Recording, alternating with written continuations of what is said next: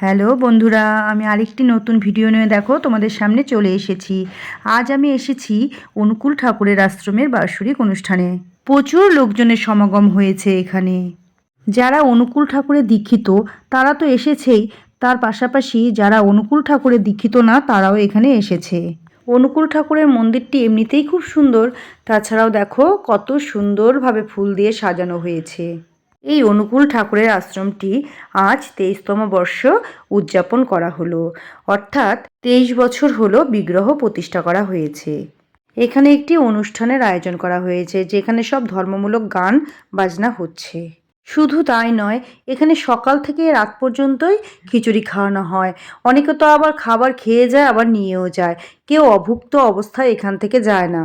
তোমরা তো দেখতেই পাচ্ছ কত লোকজন হয়েছে এখানে। এখানে বিশাল বড় প্যান্ডেল করে খিচুড়ি খাওয়ানো হচ্ছে। আর এখানে জানো তো ডালিয়ার খিচুড়ি করা হয়েছিল।